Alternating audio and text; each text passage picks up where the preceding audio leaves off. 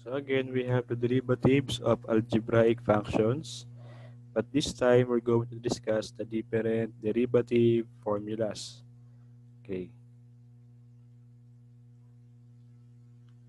so we have the differentiation formulas. Okay. First, we have the derivative of a constant. So by definition, the derivative of a constant is equal to 0. Okay, so in symbol, we have the derivative of c with respect to x equals 0.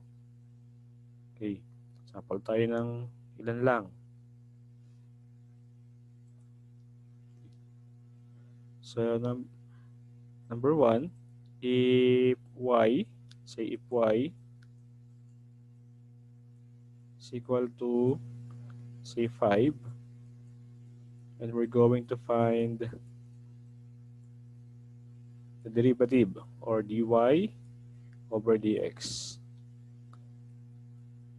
Since 5 is constant, okay, so the derivative of y with respect to x is equal to 0. Kasi nga, ang 5 ay constant. Okay, another one. If, say, r is equal to, say, kasi natin sulat. So we have 50 of pi raised to 3. Then we're going to find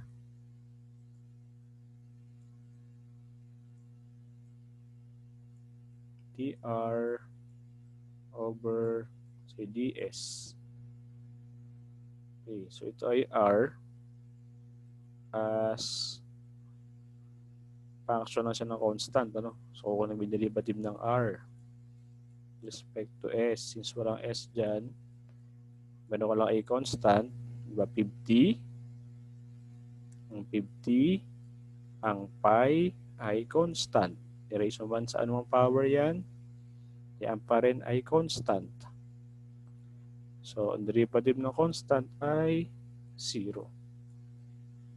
Okay. So, yun yung example ng constant. So, ano man ang value niyan, mag 1,000 yan, 1 million, derivative pa din yan ay 0. Okay. Yan yung ating first formula for differentiation. Okay.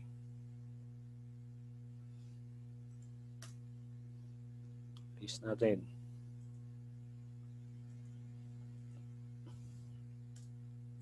Number 2, we have the derivative of power x raised to n. Let's define. The derivative of the nth power of x is equal to n multiplied by the n minus 1 power of x. Or in symbol, we have the derivative of x raised to n with respect to x is equal to n. Ito yun, di ba? N multiplied by the n minus 1 power or x raised to n minus 1. Ito yung ating formula. Okay.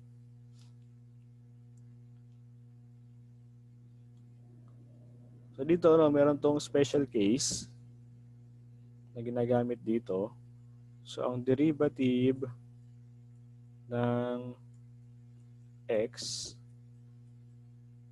simply equal to 1. 1. Ano? Kaya kung meron tayong, say, naging, ano yan, 2x.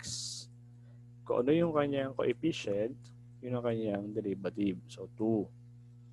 So, kung meron kang, say, negative 5x, basta x raised to 1.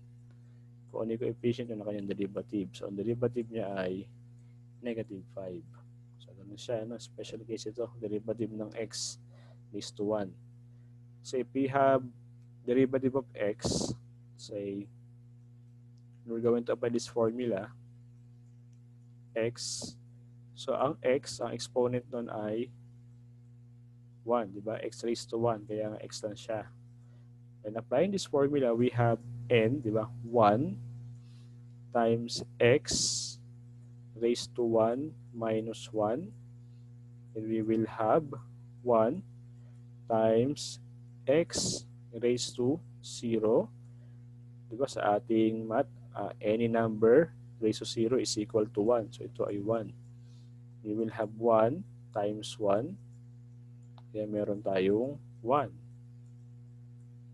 So yun siya, 1 ang derivative ng x. Sa pag x lang, 1 na kaagad. Yun parang pinaka-special case niya rito. Okay. Erase muna natin.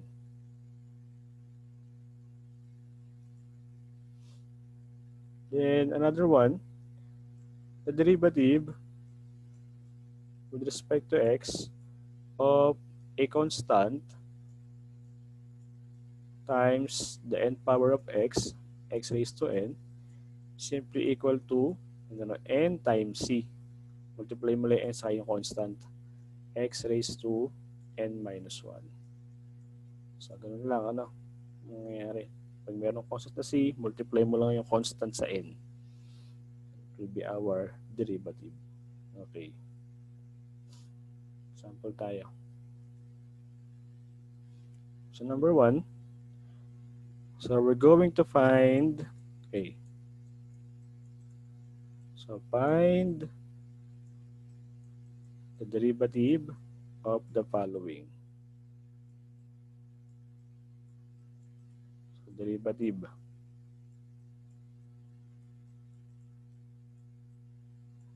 of the following.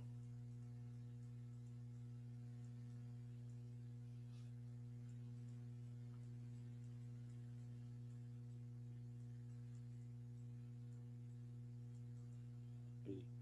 So, number 1, if we have y, say equals, madali muna tayo, x raised to 5. And we're going to find y prime. Diba? Y prime is also derivative. Now, differentiate natin. Y prime simply equal to 5. Diba? This is x raised to n, 5, times x raised to 5 minus 1. Sa n, x raised to n minus 1. Simplifying, y prime will become 5 times x raised to 4. So this is our final answer. Okay, another one. Number 2. Say y is equal to 7 x raised to negative 5. And we are going to find the derivative of y with respect to x, dy over dx. Now, differentiate natin. Dy over dx is equal to, so applying this formula, ito tayo, nc, di ba? Or pwede mo gawing cn. So we will have negative 5 times 7 x raised to negative 5 minus 1. Then we will have negative 35 of x raised to negative 6. Negative 5 minus 1 tayo, no? So we have negative 5 minus 1. Pag inayos mo yan, negative 5 minus 1. So binabago ang sign ng pangalawa.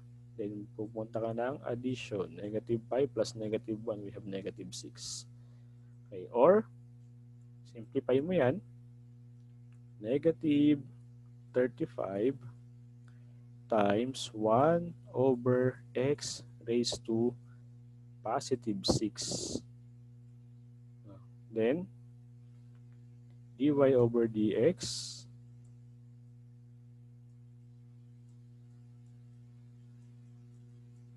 simply equal to negative 35 times 1 is negative 35 over x raised to positive 6. So, ito yung ating derivative. Okay. This is dy over dx. Sige, ayusin natin. Ayos muna natin ating mga drawings.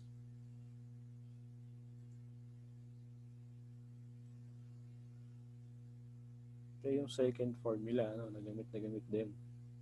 Nagamit namin sa sum, sa product, and sa quotient. Saka yung constant.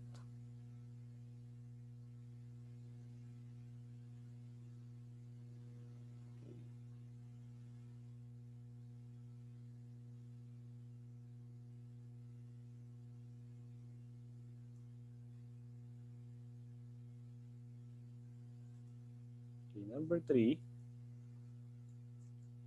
Let's say R is equal to,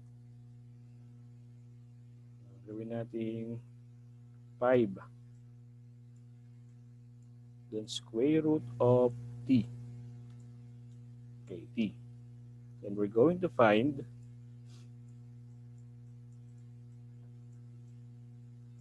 say dr, derivative of r with respect to t. That's why dr over dt. Okay, derivative of r with respect to t, since we have r as function of t. Now, since wala tayong given formula for radicals, pero pwede mong gawing ito ay fractional exponent. Diba? Balik tayo ng property. So if we have nth root of x raised to m, this is the radical form. Pwede mo siyang gawing fractional exponent. That's why we have x raised to m over n. M over n. So, meron tayo. So, if we have square root, say we have x raised to 3, ito ay x raised to, sa loob muna, 3. Over sa labas, ito ay square. Ang square ay 2. So, 3 over 2. Or if we have, let's say, fifth root of y raised to, say, 4. This is y raised to loob, 4. Labas ay 5. So, we have y raised to 4 over 5. Okay, so, yun ang property sa ating radical and fractional exponent. So, itong ating example, to apply this formula, kailangan siya maging x raised to n. So, kasi wala tayong radical muna. So, in fractional exponent, r, when simplified, will become 5 times, what is t? Exponent sa loob ay 1.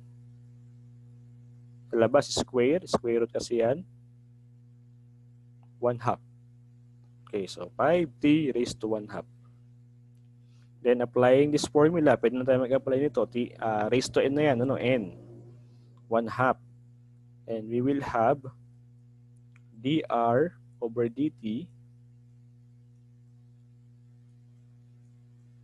is equal to 5 or 1/2 times 5 raised to t times t raised to t times t raised to 1/2 minus 1. And we will have 1/2 times 5. This is t raised to negative 1/2. Okay, negative 1/2. 1/2 minus 1. So para kayo hindi mahirapan kung walang calculator, kung ito ay 1/2, pag ma-minus 1 ka, so para maging, kung 1 lang ito, kailangan maging kamukha ng denominator, 1/2 minus 2 over 2 lang yun. Ang 1 ay 2 over 2. And meron akong 1 minus 2. Negative 1 over 2. 1, ito lang, taas lang masusubtract natin. 1 minus 2 over the same denominator, 2. So, yun lang siya. Kaya negative 1 over 2. Okay.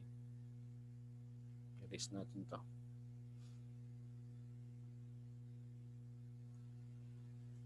Then, simplify natin. dr over dt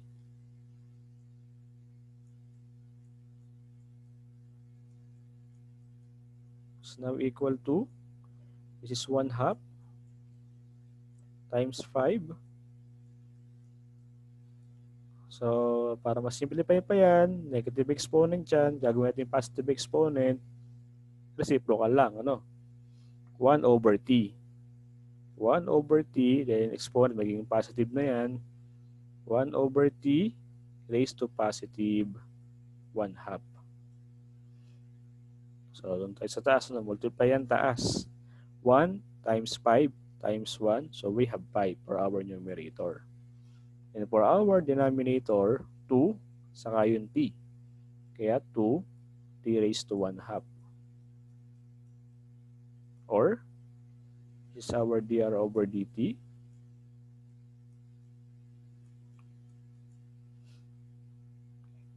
So natin and we have dr/dt. Pwede mo pa siyang gawing radical 5/2 square root of t. Or, pwede mo siya i-rationalize para mawala yung radical sa denominator. Multiply natin yan ng square root of t sa ating denominator. Same with our numerator, square root of t. Then we will have our dr/dt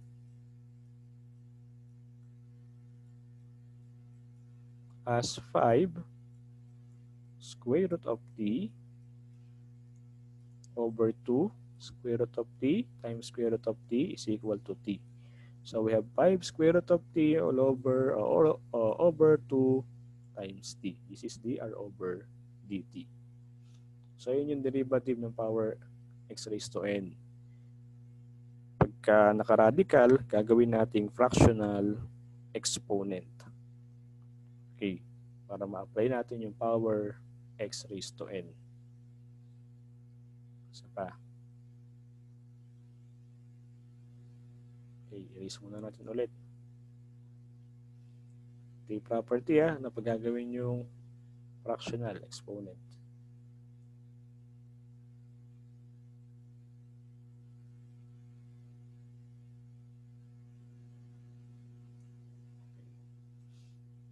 Example number 4.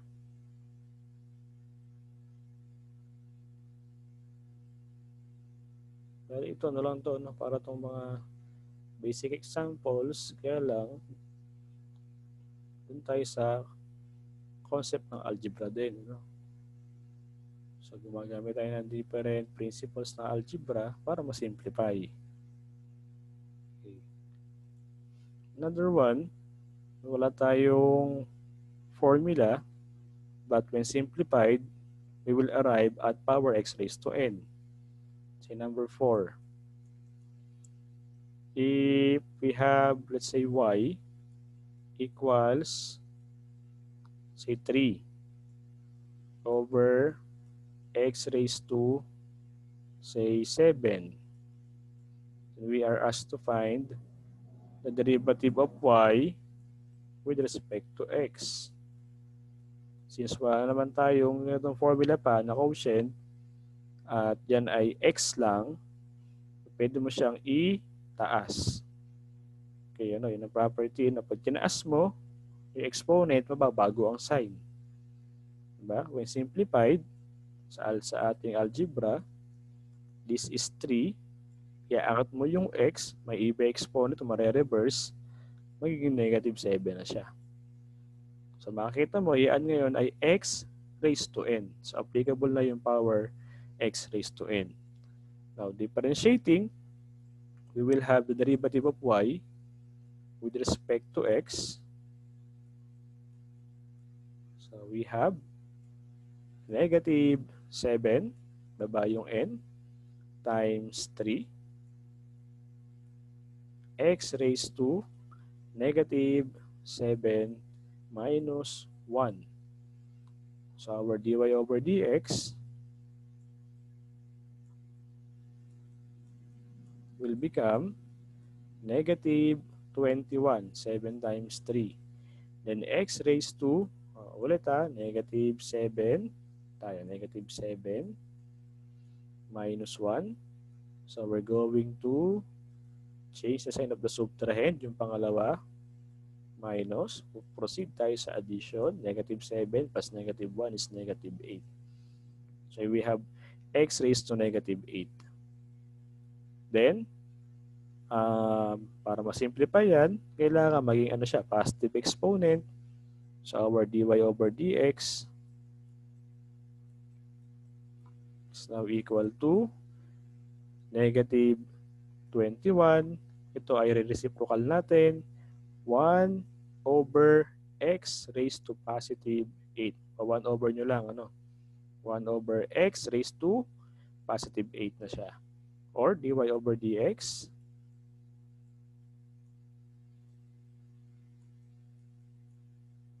is now equal to negative 21 times 1 is negative 21 over x raised to positive 8. Ito ngayon yung ating derivative.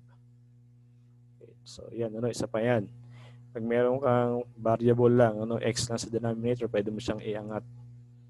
Mababago lang sign ng ating exponent ng variable. So from negative, naging positive tayo. Positive, magiging negative. Re-reverse lang siya. Okay. So last one for x raised to n. Okay, erase muna ulit tayo. Sample number 5.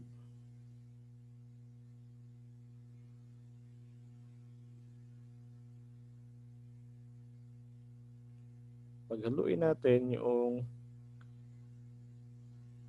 may fractional saka negative exponent. Okay. So for number 5,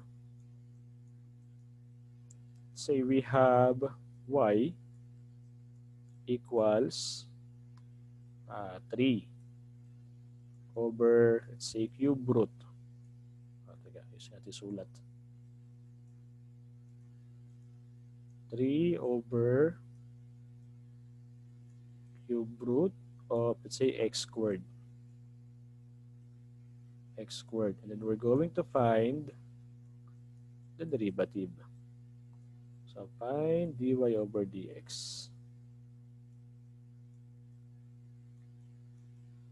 Okay. So yun muna, no? So we're going to find dy over dx. So again, since meron diyang radical, ayusin nyo muna yung radical, ano? Radical muna unahin natin. So y is equal to 3 over, since ito ay x squared sa loob, and then cube root. Fractional muna tayo. Fractional exponent. Yung loob muna, 2. Yung labas ay 3. So we have x raised to 2 over 3. Then, since meron kang variable sa denominator, iaangat natin. Then y is equal to 3. X raised to, so magiging mababago ang sign, negative 2 over 3 ngayon tayo. So we have y equals 3 times x raised to negative 2 over 3. Pwede na yung i-apply yung x raised to n. Then our derivative, dy over dx,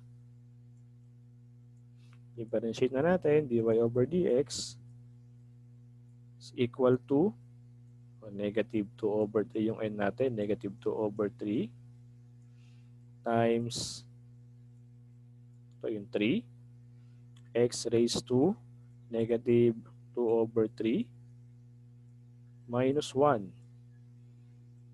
When simplified, diba ito ay baba, ito ay taas, so makakancel yan, no? 3 over 3 is 1. Okay. And we will have negative 2 x raised to, doon tayo sa fraction, ha? Negative 2 over 3 minus 1. Since 3 ito, gagawin mo itong 3 over 3 kung ni ating denominator. Kung minus 1 lang, negative 2 over 3. So gagawin mo 3 over 3. So ganun ang gagawin. Ang mangyayari ngayon dyan, so over 3 yan. Kamukha kasi. subtract mo yung ating numerator. 2, negative 2, minus 3. Gaya ng ginagawa ko kanina, binabago ang sign ng pangalawa, mag-a-add tayo. So we will have negative 5 over 3. So yun ang kalalabasan. And negative 2, x raised to negative 5 over 3. Or, is dy over dx.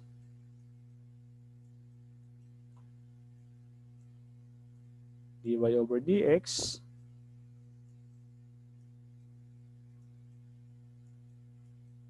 is equal to negative 2.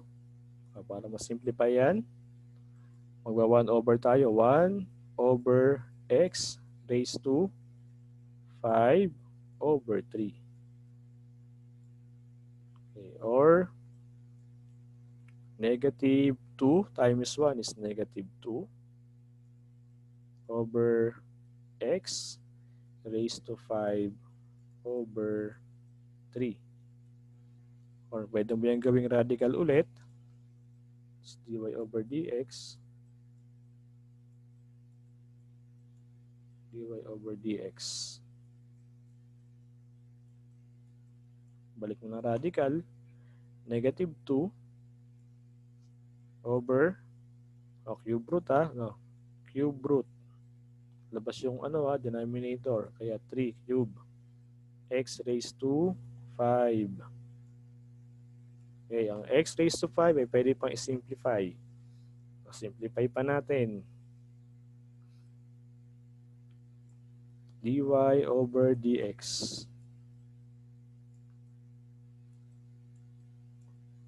is equal to negative 2 over cube root. Since mas malaki yung ating power sa loob, pwede may i-factor as x cube times x squared. Ayan siya, no? Kasi ang raised to 5 ay 3 plus 2. So, x raised to 3 times x raised to 2. Balikan nyo lots of exponents, ha? Kung meron kang x raised to m, di ba? Times x raised to n. Yung ginagawa mo doon, ina-add mo exponent. X raised to m plus n.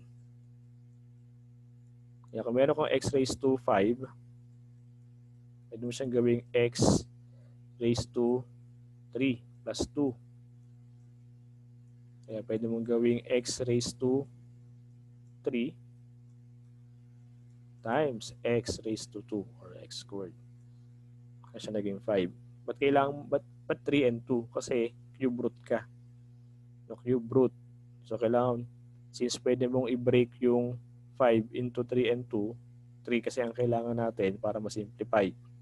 Para mailabas mo itong x cube. Kasi cube root. We will have negative 2 over, ito x cube, lalabas mo na yan. Cube root ng x cube ay x, kaya merong x sa labas. Tapos, ang may iwan na lang sa loob, cube root ng x squared.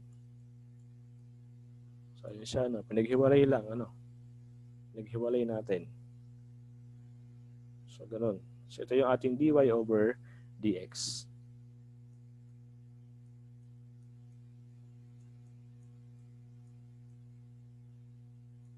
Okay.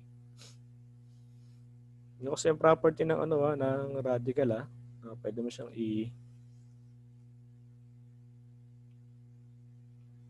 ito nangyari doon sa radical. Yung cube root of x cube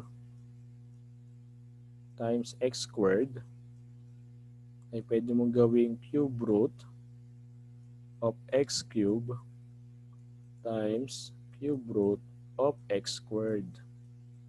So, since ito ay product, pwede mong gawin ganitong product. Parehas naman ng index 3 cube root. Kaya dito, makakancel si cube root saka yung 3.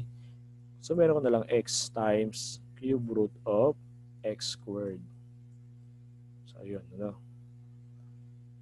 ang nangyari dito. Or ito, pwede ito i-rationalize. Tatanggalin mo itong cube root sa denominator na pwede na multiply mo ng cube root of x cubed. So, parehas. Multiply mo para mas ma-rationalize siya. Pwede naman yun, no?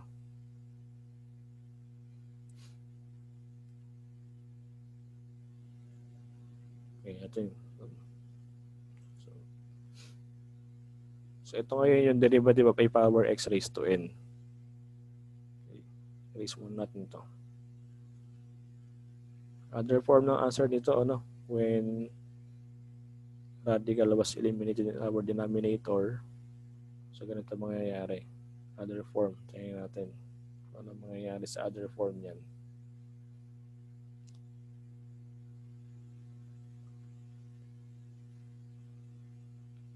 Okay. So we have dy over dx as negative 2 over x times cube root of x squared. So since ito ay cube root, di ba? At x squared na yon, para ma-simplify mo yan, maalis mo yung cube root na yan sa denominator, kailangan ito maging x cube. X squared na yan, 2, x squared na yan, 2 na exponent, ang kulang na lang ay 1.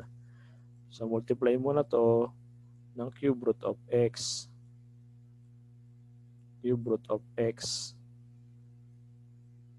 Para pagkasamahin mo itong dalawang cube root. So magkakaroon ka ngayon ng negative 2 cube root of x over x cube root of x squared times cube root of x. Okay, ano itong property na to? Ito, itong dalawa na to ang pwede mo i-combine. Ito yun, ano ito? Ito kanina, ito. Babalik mo lang. Dalawang cube root naka-multiply, pwede mo pagsamahin sa loob ng isang cube root. Pagkasamahin mo ngayon yan. Kaya magkakaroon ka ng negative 2 cube root of x over x. So magsisingil na lang tayo na radical. Cube root of x squared times x ang meron tayo ngayon doon. Okay. Then we will have our dy over dx as negative 2 cube root of x over x cube root of x raised to 2 plus 1. Ay meron kang cube or 3. Okay. Then we will have negative 2 cube root of x over x times x na lang din to, ano? Kasi cancel na itong si cube root saka itong cube sa loob. 3 over 3 is 1. Okay. Then our dy over dx, when simplified, pag walang radical sa denominator or rationalized, is now equal to negative 2 cube root of x over x times x is x squared, di ba? 1 plus 1. X raised to 1 plus 1. Ito ngayon yung ating magiging final answer when rationalized, no? Kasi merong ibang, let's say, kung tayo ay magbo-board exam at yun ay multiple choice, yung iba ang sagot, hinto na rito, di ba? Sa una natin sagot. Iba naman, ganito ang sagot nila. So, kailangan sa din mag-rationalize. Okay, so ito yung derivative of a power x raised to n. Again, review natin, n times x lang raised to n minus 1. So, kung meron tayong c, nakasama, n times c lang yun, x raised to n minus 1. Pagka x lang yan, ang derivative niya ay 1. Kung ano ang coefficient, yun ang pinaka-derivative. Parang yun ang ating pinaka-dapat tandaan o shortcut. Kaya kung meron ko negative x, ang kanyang ano ay negative 1. Negative 5x, negative 5 ang kanyang derivative. So kung meron kang radical, gagawin mo na siyang fractional exponent. Pag nasa denominator ang variable na x, iaangat mo lang, mare-reverse yung sign. Kung siya ay positive sa denominator, iangat mo, magne-negative exponent tayo. And apply mo yung x raised to n na formula for derivative. Okay.